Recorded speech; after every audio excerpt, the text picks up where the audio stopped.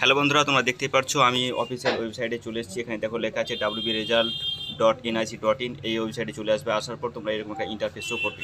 তোমরা জাস্ট প্রথমে যে লিঙ্কটা আছে এখানে দেখো লেখা আছে, কি লেখা আছে, West Bengal board of secondary education 2024 result published on Thursday 2 May 2024 9:45 AM। ওকে, এখানে আমরা ক্লিক করব।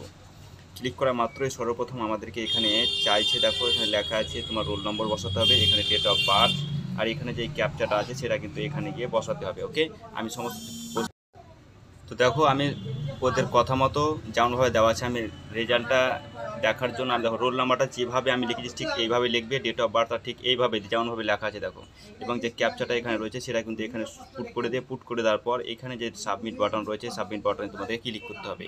তো আমি দেখো সাবমিট বাটনে ক্লিক করলাম। ক্লিক করা মাত্রই কিন্তু এখানে তোমাদের যে পরীক্ষার্থী যে ছিল তার কিন্তু এখানে নামটা শো করছে, ওপর রোল নম্বর শো করছে, এবং সে কত মার্কস পেয়েছে এখানে কিন্তু শো করছে গ্র্যান্ড টোটাল বলে। ওকে, এবং কোন সাবজেক্টে কত মার্কস পেয়েছে এখানে কিন্তু সমস্ত কিছু শো করছে, এবং গ্রেড কী পেয়েছে সমস্ত এখানে শো করছে। ওকে, এখানে দেখতে হবে রিমার্কস দেওয়া আছে যে সে পাস করেছে।